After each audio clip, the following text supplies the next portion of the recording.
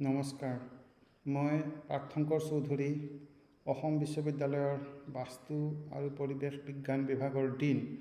আজি পৰিৱেশৰ সন্দৰ্ভত কেইটামান কথা আপোনালোকৰ সন্মুখত দাঙি ধৰিবলৈ ওলাইছোঁ।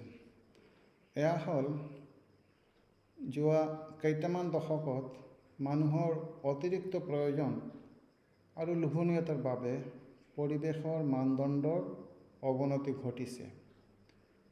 উষ্ণতা বৃদ্ধি, জলবায়ু পৰিৱৰ্তন, বৰফ গলি যোৱা, বানপানী, দুৰ্ভিক্ষ, বিভিন্ন ধৰণৰ প্ৰদূষণ, উদ্ভিদ আৰু প্ৰাণীৰ বিলুপ্তি, এই সকলোবোৰ পৰিৱেশৰ সালসলনিৰ বাবে হোৱা বুলি আমি কোনেও অস্বীকাৰ কৰিব নোৱাৰি।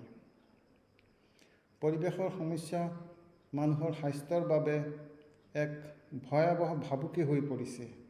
এই পৰিপ্ৰেক্ষিতত আজিৰ দিনত পৰিৱেশ সংৰক্ষণ বিষয়টো অগ্ৰাধিকাৰ লাভ কৰিছে, যিটো কেৱল ভাৰততেই নহয়, ই পৃথিৱীৰ প্ৰতিখন দেশৰ বাবে। পৰিৱেশ সম্পৰ্কীয় আইন আৰু তাত উল্লেখ থকা নিয়মবোৰ সঠিক ৰূপায়ণৰ অভাৱ আন এক কাৰণ বুলি আমি ধৰিব পাৰি।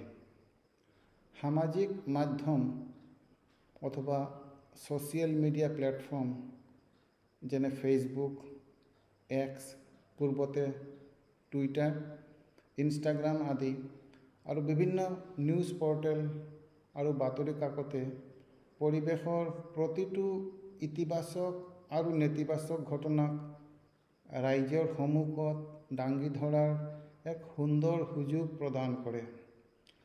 আঞ্চলিক পৰ্যায়ৰ লগতে ৰাষ্ট্ৰীয়, আনকি বিশ্ব পৰ্যায়তো এইবোৰ কাম তেওঁলোকে কৰি আহিছে। এনে সকলো ব্যৱস্থাই আগলৈ গৈ পৰিৱেশৰ প্ৰতি সজাগতা বৃদ্ধিত অৰিহণা যোগাব। ছাষ্টেইনেবল ফিউচাৰ বা বহনক্ষম ভৱিষ্যত নিশ্চিত কৰিবলৈ প্ৰতিটো জনসাধাৰণৰ সমৰ্থন আৰু অৱদান থকাটো অতিকৈ প্ৰয়োজন। আৰু এই ক্ষেত্ৰত ছ'চিয়েল মিডিয়া প্লেটফৰ্মে এক উল্লেখযোগ্য ভূমিকা পালন কৰি আহিছে। এয়া পৰিৱেশ সজাগতাৰ প্ৰতি এক ডাঙৰ প্ৰভাৱ পেলাব বুলি মই আশা কৰিছোঁ। মই মিডিয়া ডিক্সনাৰী চেনেলৰ অংকিত তিৱাৰী আৰু ভাৱনা পাঠকক তেওঁলোকৰ চেনেলৰ জৰিয়তে এই কথাখিনি আগবঢ়াবৰ কাৰণে ধন্যবাদ যাচিছোঁ।